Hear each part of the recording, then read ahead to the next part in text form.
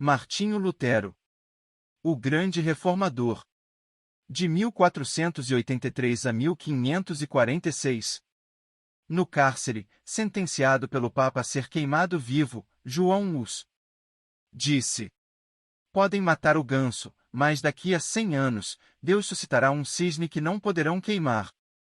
Enquanto caía a neve, e o vento frio uivava como fera em redor da casa, nasceu esse cisne, em Eisleben, Alemanha. No dia seguinte, o recém-nascido era batizado na igreja de São Pedro e São Paulo. Sendo o dia de São Martinho, recebeu o nome de Martinho Lutero. 102 anos depois de João os expirar na fogueira, o cisne fixou, na porta da igreja em Wittenberg, as suas 95 teses contra as indulgências. Ato que gerou a grande reforma. João os enganara-se em apenas 2 anos, na sua predição. Para dar o valor devido à obra de Martinho Lutero, é necessário notar algo das trevas e confusão dos tempos em que nasceu. Calcula-se que, pelo menos, 1 milhão de albigenses foram mortos na França, a fim de cumprir a ordem do Papa, para que esses hereges fossem cruelmente exterminados. Wycliffe, a estrela da alva da Reforma, traduzir a Bíblia para a língua inglesa. João Hus, discípulo de Wycliffe, morrera na fogueira, na Boêmia, suplicando ao Senhor que perdoasse aos seus perseguidores. Jerônimo de Praga, companheiro de Hus e também erudito, sofrerá o mesmo suplício, cantando hinos, nas chamas, até o último suspiro. João Vessalha, notável pregador de Erfurt, fora preso por ensinar que a salvação é pela graça, seu frágil corpo fora metido entre ferros, onde morreu 4 anos antes do nascimento de Lutero. Na Itália, 15 anos depois de Lutero nascer, Savonarola, homem dedicado a Deus e fiel pregador da palavra, foi enforcado e seu corpo reduzido a cinzas, por ordem da Igreja Romana. Em tempos assim, nasceu Martinho Lutero. Como muitos dos mais célebres entre os homens, era de família pobre. Dizia ele: sou filho de camponeses, meu pai, meu avô e meu bisavô eram verdadeiros camponeses. A isso acrescentava: há tanta razão para vangloriarmos-nos de nossa ascendência, quanto há para o diabo se orgulhar da sua linhagem angélica. Os pais de Martinho, para vestir, alimentar e educar seus 7 filhos, esforçavam-se incansavelmente. O pai trabalhava nas minas de cobre, a mãe, além do serviço doméstico, trazia lenha às costas, da floresta. Os pais, não somente se interessavam pelo desenvolvimento físico e intelectual dos filhos, mas também do espiritual. O pai, quando Martinho chegou à idade de compreender, ensinou-o a ajoelhar-se ao lado da sua cama, à noite, e rogava a Deus que fizesse o menino lembrar-se do nome de seu Criador.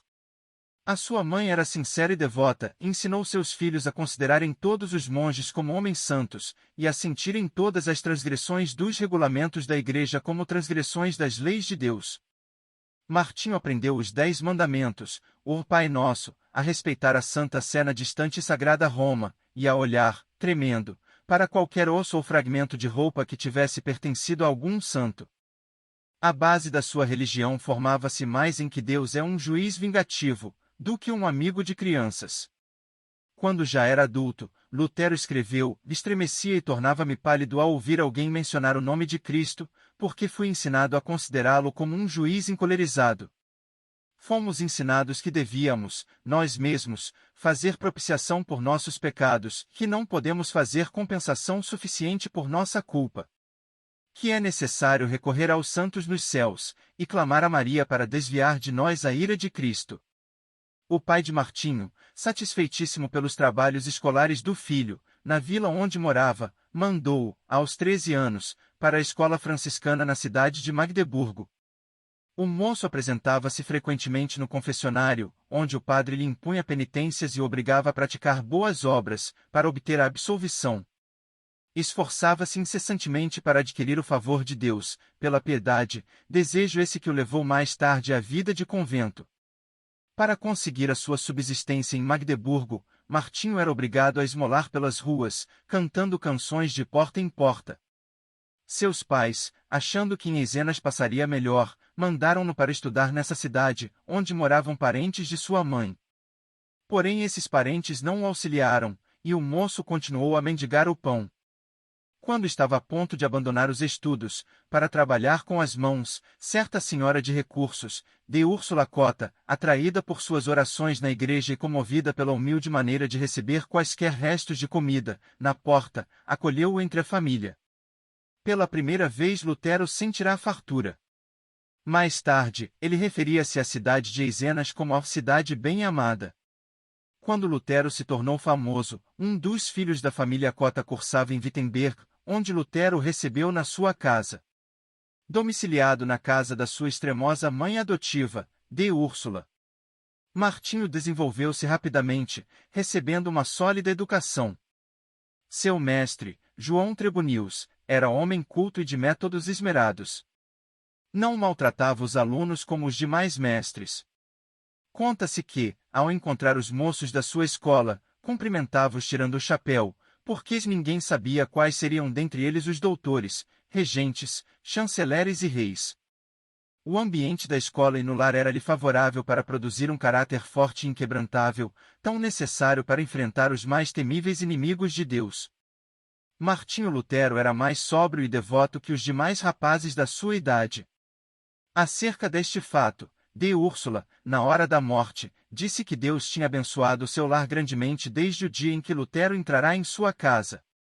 Logo depois, os pais de Martinho alcançaram certa abastança. O pai alugou um forno para fundição de cobre e depois passou a possuir mais dois. Foi eleito vereador na sua cidade e começou a fazer planos para educar seus filhos. Mas Martinho nunca se envergonhou dos dias da sua provação e miséria, antes reconhecia que fora a mão de Deus dirigindo e qualificando para a sua grande obra. Como poderia alguém, depois de homem feito, encarar fiel e destacadamente as vicissitudes da vida, se não aprendesse por experiência enquanto era jovem? Aos 18 anos, Martinho ansiava estudar numa universidade. Seu pai, reconhecendo a idoneidade do filho, enviou a Erfurt, o centro intelectual do país, onde cursavam mais de 1000 estudantes. O moço estudou com tanto afinco que, no fim do terceiro semestre, obteve o grau de bacharel em filosofia. Com a idade de 21 anos, alcançou o segundo grau acadêmico e o de doutor em filosofia. Os estudantes, professores e autoridades prestaram-lhe significativa homenagem. Havia dentro dos muros de Erfurt 100 prédios que pertenciam à igreja, inclusive 8 conventos. Havia, também uma importante biblioteca, que pertencia à universidade, e aí Lutero passava todo o tempo de que podia dispor. Sempre suplicava fervorosamente a Deus que o abençoasse nos estudos. Dizia ele, orar bem é a melhor parte dos estudos. Acerca dele escreveu certo colega, cada manhã ele precede seus estudos com uma visita à igreja e uma prece a Deus.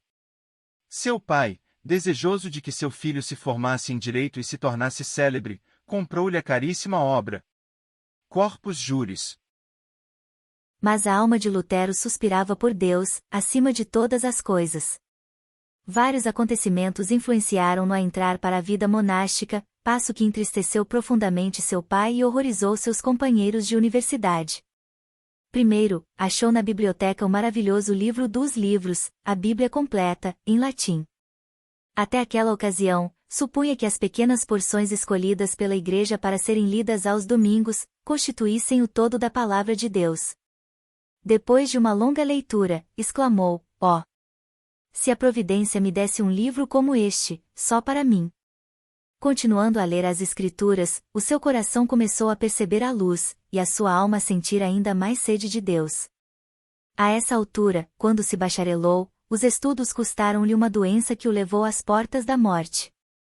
Assim, a fome pela palavra de Deus ficou ainda mais enraizada no coração de Lutero. Algum tempo depois da sua doença, em viagem para visitar a família, sofreu um golpe de espada, e 2 vezes quase morreu antes de um cirurgião conseguir pensar-lhe a ferida. Para Lutero, a salvação da sua alma ultrapassava qualquer outro anelo. Certo dia, um de seus íntimos amigos na universidade foi assassinado. Ah! Exclamou Lutero, horrorizado, o que seria de mim se eu tivesse sido chamado desta para outra vida tão inopinadamente? Mas, de todos esses acontecimentos, o que mais o abalou em espírito, foi o que experimentou durante uma terrível tempestade, quando voltava de visitar seus pais. Não havia abrigo próximo. Os céus estavam em brasa, os raios rasgavam as nuvens a cada instante. De repente um raio caiu ao seu lado. Lutero, tomado de grande susto, e sentindo-se perto do inferno, prostrou-se gritando: Santana, salva-me e tornar-me-ei monge. Lutero chamava esse incidente a minha estrada, caminho de Damasco, e não tardou em cumprir a sua promessa feita a Santana. Convidou então os seus colegas para cearem com ele. Depois da refeição, enquanto eles se divertiam com palestras e música, repentinamente anunciou-lhes que dali em diante poderiam considerá-lo como morto, pois ia entrar para o convento. Debalde e os seus companheiros procuraram dissuadi-lo do seu plano. Na escuridão da mesma noite, o moço, antes de completar 22 anos, dirigiu-se ao convento dos agostinianos e bateu. A porta abriu-se e Lutero entrou. O professor admirado e festejado, a glória da universidade, aquele que passará os dias e as noites curvado sobre os livros, tornará-se irmão agostiniano. O mosteiro dos agostinianos era o melhor dos claustros de Erfurt. Seus monges eram os pregadores da cidade, estimados por suas obras entre os pobres e oprimidos. Nunca houve um monge naquele convento mais submisso, mais devoto, mais piedoso, do que Martinho Lutero. Submetia-se aos serviços mais humildes, como o de porteiro, coveiro, varredor da igreja e das celas dos monges. Não recusava mendigar o pão cotidiano para o convento, nas ruas de Erfurt.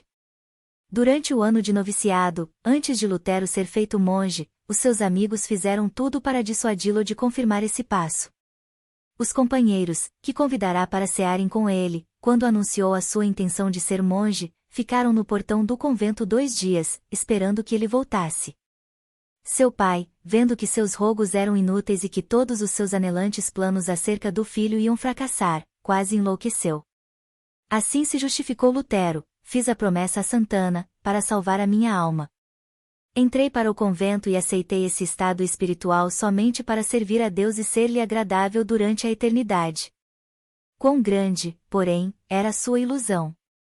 Depois de procurar crucificar a carne pelos jejuns prolongados, pelas privações mais severas, e com vigílias sem conta, achou que, embora encarcerado na sua cela, tinha ainda de lutar contra os maus pensamentos. A sua alma clamava: dá-me santidade ou morro por toda a eternidade, leva-me ao rio de água pura e não a estes mananciais de águas poluídas, traze-me as águas da vida que saem do trono de Deus. Certo dia Lutero achou, na biblioteca do convento, uma velha Bíblia latina, presa à mesa por uma cadeia. Achará, enfim, um tesouro infinitamente maior que todos os tesouros literários do convento. Ficou tão embevecido que, durante semanas inteiras, deixou de repetir as orações diurnas da ordem. Então, despertado pelas vozes da sua consciência, arrependeu-se da sua negligência, era tanto o remorso, que não podia dormir. Apressou-se a reparar o seu erro, fê-lo com tanto anseio que não se lembrava de alimentar-se. Então, enfraquecidíssimo por tantos jejuns e vigílias, sentiu-se oprimido pelas apreensões até perder os sentidos e cair por terra. Aí os outros monges o acharam, admirados novamente de sua excepcional piedade. Lutero somente voltou a si depois de um grupo de coristas o haver rodeado, cantando. A suave harmonia penetrou-lhe o coração e despertou o seu espírito. Porém ainda assim lhe faltava a paz perpétua para a alma, ainda não havia ouvido cantar o coro celestial: glória a Deus nas maiores alturas, paz na terra, boa vontade para com os homens. Nessa altura, o vigário-geral da ordem agostiniana, Salpitz, visitou o convento. Era homem de grande discernimento, e devoção enraizada, compreendeu logo o problema do jovem monge, ofereceu-lhe uma Bíblia na qual Lutero leu que o justo viverá da fé. Por quanto tempo tinha ele anelado, ó! Se Deus me desse um livro deste só para mim! E agora o possuía. Na leitura da Bíblia achou grande consolação, mas a obra não podia completar-se em um dia. Ficou mais determinado do que nunca a alcançar paz para a sua alma, na vida monástica, jejuando e passando noites a fio sem dormir. Gravemente enfermo, exclamou: os meus pecados! Os meus pecados! Apesar da sua vida ter sido livre de manchas, como ele afirmava e outros testificavam, sentia sua culpa perante Deus, até que um velho monge lhe lembrou uma palavra do credo. Creio na remissão dos pecados. Viu então que Deus não somente perdoara os pecados de Daniel e de Simão Pedro, mas também os seus. Pouco tempo depois destes acontecimentos, Lutero foi ordenado padre. A primeira missa que celebrou foi um grande evento. O pai, irreconciliável, desde o dia em que o filho abandonara os estudos de advocacia até aquela ocasião, assistiu à primeira missa, vindo a cavalo de Mansfield, com uma boa oferta para o convento, acompanhado por 25 amigos. Depois de completar 25 anos de idade, Lutero foi nomeado para a cadeira de filosofia em Wittenberg, para onde se mudou para viver no convento da sua ordem. Porém a sua alma anelava pela palavra de Deus, e pelo conhecimento de Cristo. No meio das ocupações do professorado, dedicou-se ao estudo das Escrituras e no primeiro ano conquistou o grau de bacalaureus ad Bíblia. Sua alma ardia com o fogo dos céus, de todas as partes acorriam multidões para ouvir os seus discursos, os quais fluíam abundante e vivamente do seu coração, sobre as maravilhosas verdades reveladas nas Escrituras. Um dos mais afamados professores de Leipzig, conhecido como a luz do mundo, disse: "Este frade há de envergonhar todos os doutores, há de propalar uma doutrina nova e reformar toda a Igreja, porque ele se baseia na palavra de Cristo, palavra à qual ninguém no mundo pode resistir, e que ninguém pode refutar, mesmo atacando-a com todas as armas da filosofia." Um dos pontos iluminantes da biografia de Lutero é a sua visita a Roma. Surgiu uma disputa renhida entre 7 conventos dos agostinianos e decidiram deixar os pontos de dissidência para o Papa resolver. Lutero, sendo o homem mais hábil, mais eloquente e altamente apreciado e respeitado por todos que o conheciam, foi escolhido para representar o seu convento em Roma. Fez a viagem a pé, acompanhado de outro monge. Nesse tempo Lutero ainda continuava a dedicar-se fiel e inteiramente à Igreja Romana. Quando, por fim, chegaram ao ponto da estrada onde se avistava a famosa cidade, Lutero caiu em terra e exclamou: "Saúdo-te, santa cidade!" Os 2 monges passaram um mês em Roma, visitando os vários santuários e os lugares de peregrinação. Lutero celebrou missa 10 vezes. Lastimou, ao mesmo tempo, que seus pais ainda não tivessem morrido a fim de poder resgatá-los do purgatório. Um dia, subindo a santa escada de joelhos, desejando a indulgência que o chefe da igreja prometia por esse ato, ressoaram nos seus ouvidos como voz de trovão, as palavras de Deus: "O justo viverá da fé." Lutero ergueu-se e saiu envergonhado. Depois da corrupção generalizada que viu em Roma, a sua alma aderiu à Bíblia mais do que nunca. Ao chegar novamente ao seu convento, o vigário-geral insistiu em que desse os passos necessários para obter o título de doutor, com o qual teria o direito de pregar. Lutero, porém, reconhecendo a grande responsabilidade perante Deus e não querendo ceder, disse: "Não é de pouca importância que o homem fale em lugar de Deus. Ah!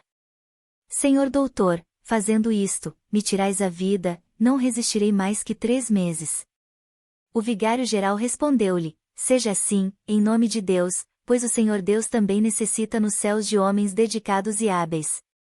O coração de Lutero, elevado à dignidade de doutor em teologia, abrasava-se ainda mais do desejo de conhecer as sagradas escrituras e foi nomeado pregador da cidade de Wittenberg. Os livros que estudou e as margens cheias de anotações que escreveu em letras miúdas, servem aos eruditos atuais como exemplo de como cuidadosa e minuciosamente estudava tudo em ordem. Acerca da grande transformação da sua vida, nesse tempo, ele mesmo escreve: "Desejando ardentemente compreender as palavras de Paulo, comecei o estudo da Epístola aos Romanos." Porém, logo no primeiro capítulo consta que a justiça de Deus se revela no Evangelho.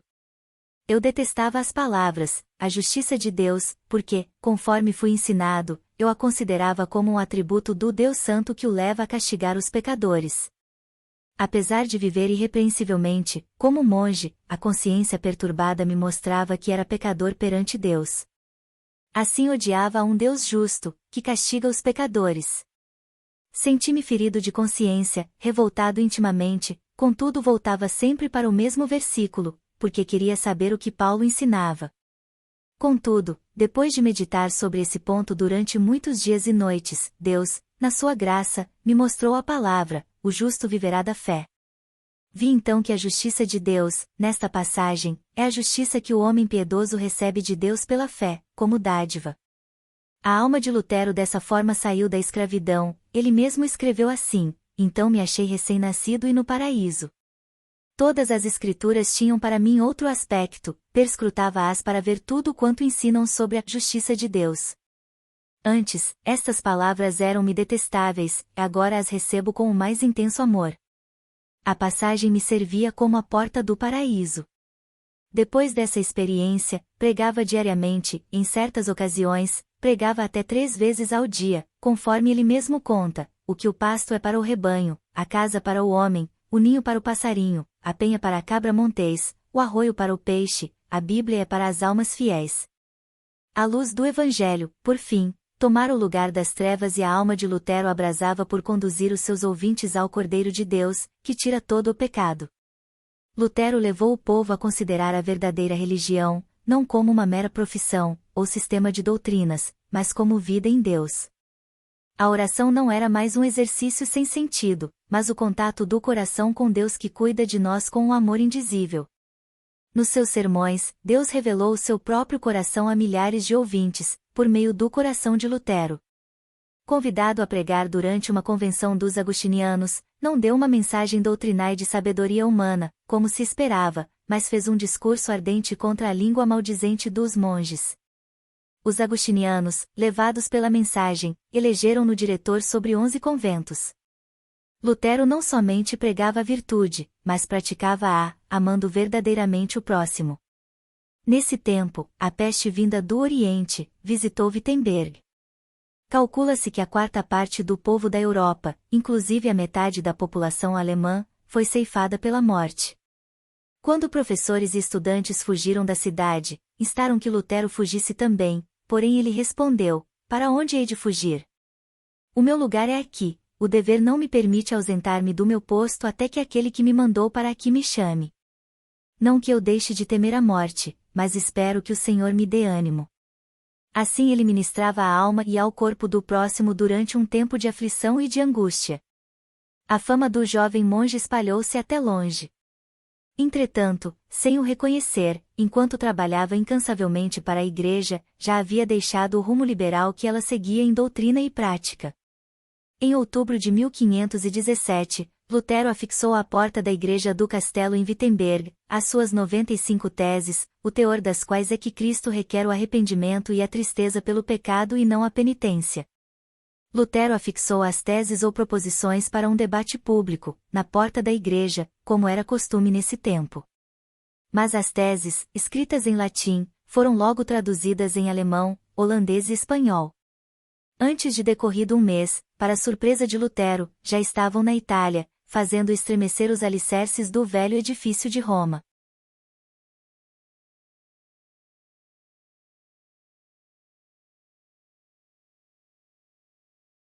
Foi desse ato de afixar as 95 teses da Igreja de Wittenberg, que nasceu a Reforma, isto é, que tomou forma o grande movimento de almas que em todo o mundo ansiavam voltar para a fonte pura, a Palavra de Deus.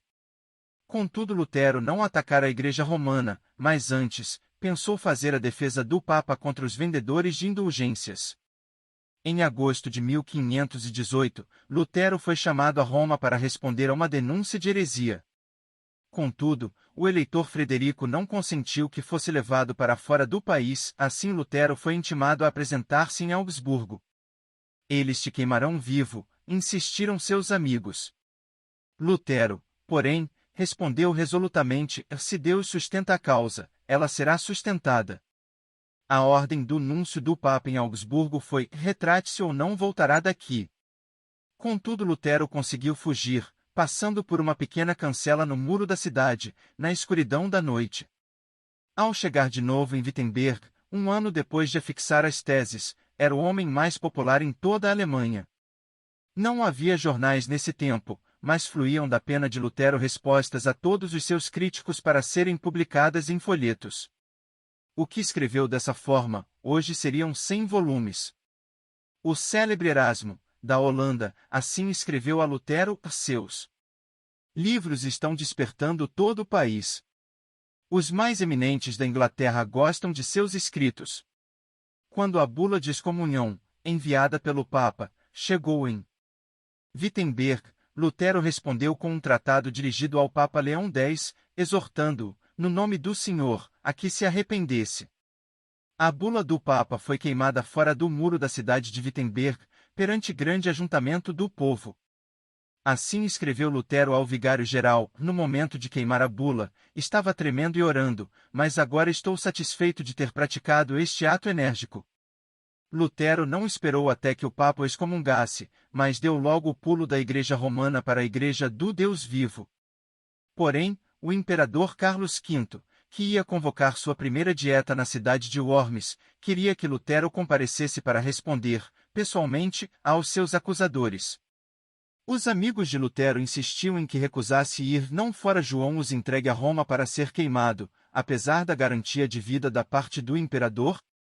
Mas em resposta a todos que se esforçavam por dissuadi-lo de comparecer perante seus terríveis inimigos, Lutero, fiel à chamada de Deus, respondeu: ainda que haja em Worms tantos demônios quantas sejam as telhas nos telhados, confiando em Deus, eu aí entrarei.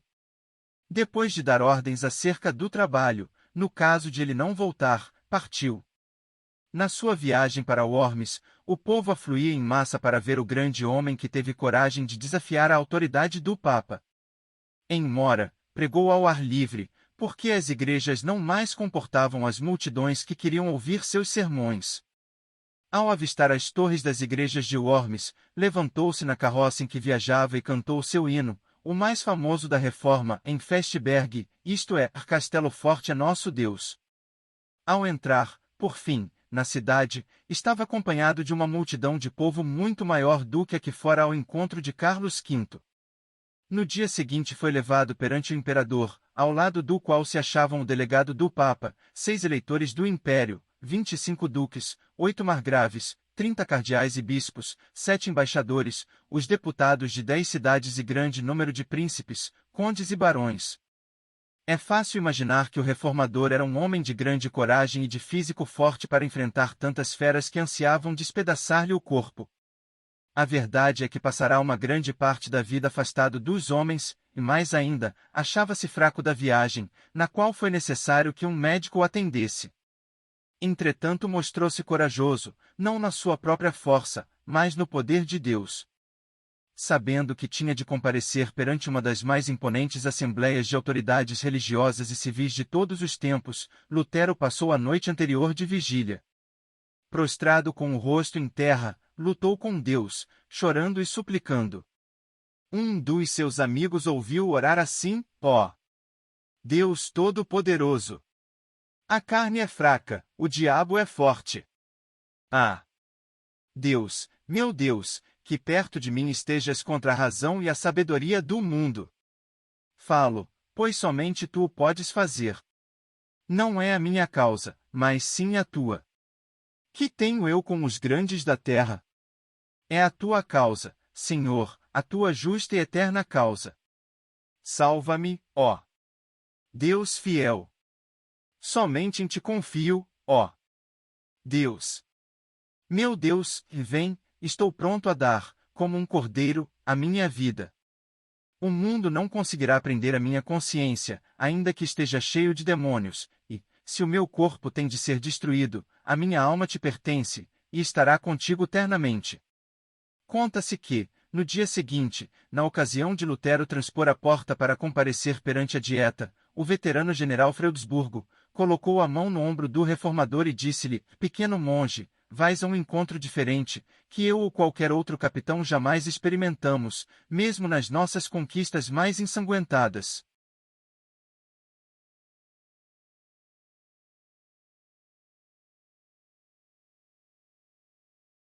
Contudo, se a causa é justa, e sabes que o é, avança no nome de Deus, e não temas nada.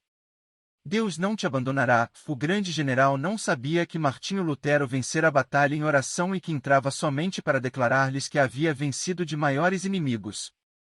Quando o núncio do Papa exigiu de Lutero, perante a augusta Assembleia, que se retratasse, ele respondeu: se não me refutardes pelo testemunho das Escrituras ou por argumentos, desde que não creio somente nos papas e nos concílios, Por ser evidente que já muitas vezes se enganaram e se contradisseram uns aos outros, a minha consciência tem de ficar submissa à palavra de Deus. Não posso retratar-me, nem me retratarei de qualquer coisa, pois não é justo nem seguro agir contra a consciência. Deus me ajude. Amém. De volta ao seu aposento, Lutero levantou as mãos ao céu e exclamou com o rosto todo iluminado: Está cumprido! Está cumprido! Se eu tivesse 1000 cabeças, preferiria que todas fossem decepadas antes de me retratar. A cidade de Worms, ao receber as notícias da ousada resposta de Lutero ao núncio do Papa, alvoroçou-se. As palavras do reformador foram publicadas e espalhadas entre o povo que afluiu para honrá-lo. Apesar de os papistas não conseguirem influenciar o imperador a violar o salvo-conduto, para que pudessem queimar numa fogueira o assim chamado herege, Lutero teve de enfrentar outro grave problema. O edito de excomunhão entraria imediatamente em vigor. Lutero, por causa da excomunhão, era criminoso e, ao findar o prazo do seu salvo-conduto, devia ser entregue ao imperador, todos os seus livros deviam ser apreendidos e queimados, o ato de ajudá-lo em qualquer maneira era crime capital. Mas para Deus é fácil cuidar dos seus filhos.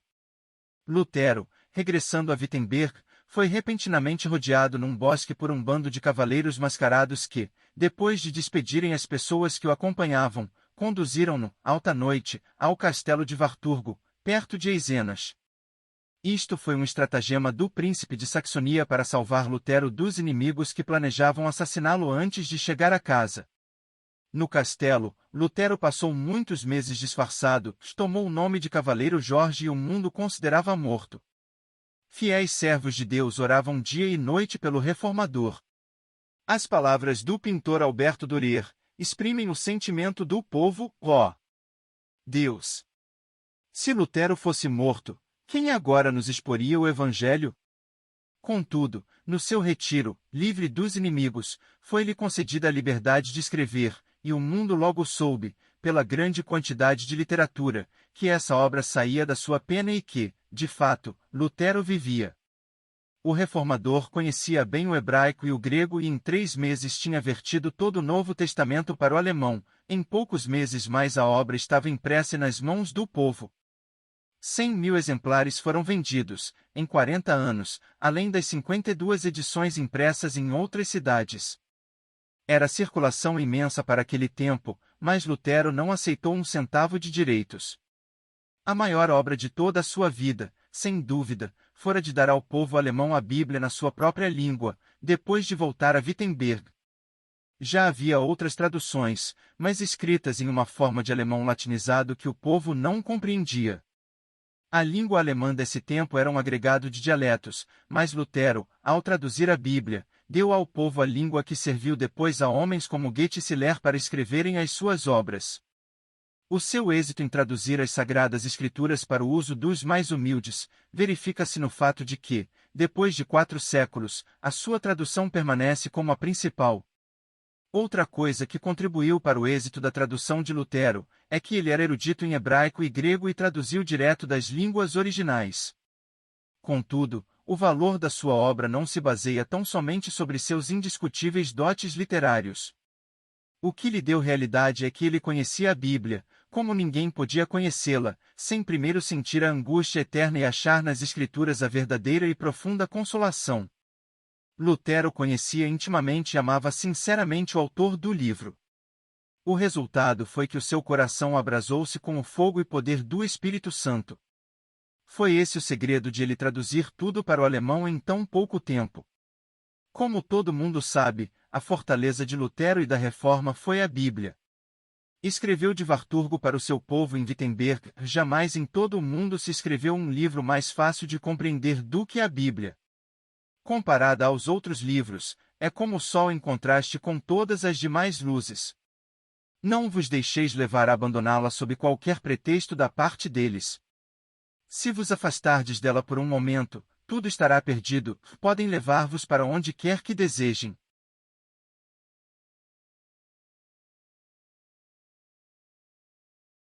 Se permanecerdes com as Escrituras, sereis vitoriosos.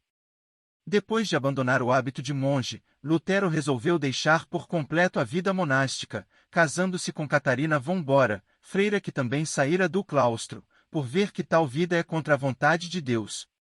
O vulto de Lutero sentado ao lume, com a esposa e 6 filhos que amava eternamente, inspira os homens mais que o grande herói ao apresentar-se perante o legado em Augsburgo. Nos cultos domésticos, a família rodeava um harmônio, com o qual louvavam a Deus juntos. O reformador lia o livro que traduzira para o povo e depois louvavam a Deus e oravam até sentirem a presença divina entre eles. Havia entre Lutero e sua esposa profundo amor de um para com o outro. São de Lutero estas palavras: sou rico, Deus me deu a minha freira e 3 filhos, não me importo das dívidas, Catarina paga tudo. Catarina von Bora era estimada por todos. Alguns, de fato, censuravam-na porque era demasiado econômica, mas que teria acontecido a Martinho Lutero e à família se ela tivesse feito como ele? Dizia-se que ele, aproveitando-se da doença dela, cedeu o seu prato de comida a certo estudante que estava com fome. Não aceitava um creuser dos seus alunos e recusava vender seus escritos, deixando todo o lucro para os tipógrafos. Nas suas meditações sobre as Escrituras, muitas vezes se esquecia das refeições. Ao escrever o comentário sobre o Salmo 23, passou 3 dias no quarto comendo somente pão e sal.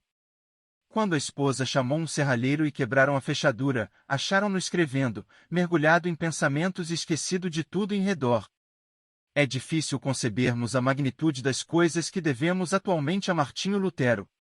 O grande passo que deu para que o povo ficasse livre para servir a Deus, como ele mesmo ensina, está além da nossa compreensão.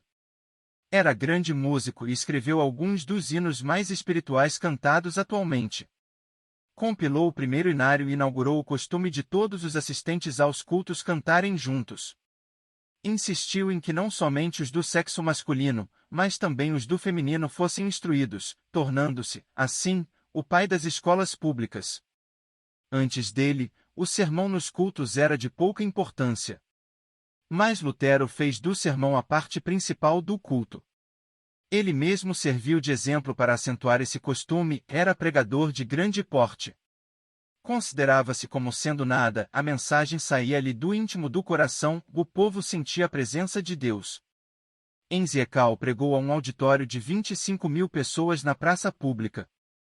Calcula-se que escreveu 180 volumes na língua materna e quase um número igual no latim. Apesar de sofrer de várias doenças, sempre se esforçava dizendo: se eu morrer na cama será uma vergonha para o Papa.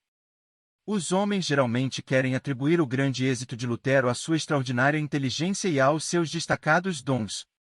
O fato é que Lutero também tinha o costume de orar horas a fio. Dizia que se não passasse 2 horas de manhã orando, recearia que Satanás ganhasse a vitória sobre ele durante o dia.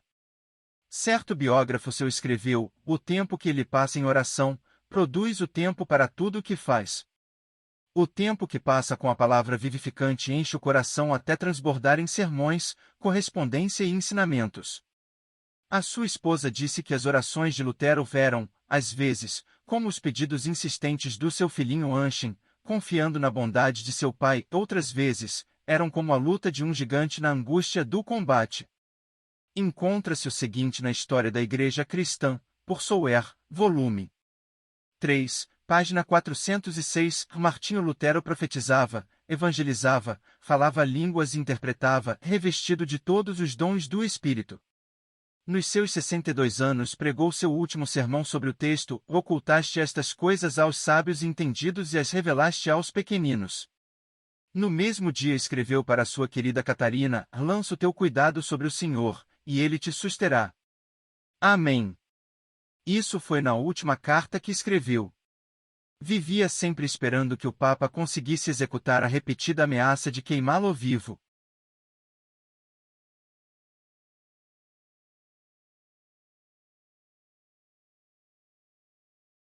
Contudo, não era essa a vontade de Deus. Cristo o chamou enquanto sofria de um ataque do coração, em Isleben, cidade onde nascerá. São estas as últimas palavras de Lutero: vou render o espírito. Então louvou a Deus em alta voz: ó, meu Pai Celeste! Meu Deus, Pai de nosso Senhor Jesus Cristo, em quem creio e a quem preguei e confessei, amei e louvei. Ó, meu querido Senhor Jesus Cristo, encomendo-te a minha pobre alma. Ó, meu Pai Celeste, em breve tenho de deixar este corpo, mas sei que ficarei eternamente contigo e que ninguém me pode arrebatar das tuas mãos. Então, depois de recitar João capítulo 3 versículo 16, 3 vezes, repetiu as palavras: Pai, em tuas mãos entrego o meu espírito, pois tu me resgataste, Deus fiel. Assim fechou os olhos e adormeceu. Um imenso cortejo de crentes que o amavam ardentemente, com 50 cavaleiros à frente, saiu de Eisleben para Wittenberg, passando pela porta da cidade onde o reformador queimara a bula de excomunhão, entrou pelas portas da igreja onde, há 29 anos, afixara suas 95 teses. No culto fúnebre, Bugenhagen, o pastor, e Melanchthon, inseparável companheiro de Lutero, discursaram. Depois abriram a sepultura, preparada ao lado do púlpito, e ali depositaram o corpo. 14 anos depois, o corpo de Melanchthon achou descanso do outro lado do púlpito. Em redor dos dois, jazem os restos mortais de mais de 90 mestres da universidade. As portas da igreja do castelo, destruídas pelo fogo no bombardeio de Wittenberg em 1760, foram substituídas por portas de bronze em 1812, nas quais estão gravadas as 95 teses.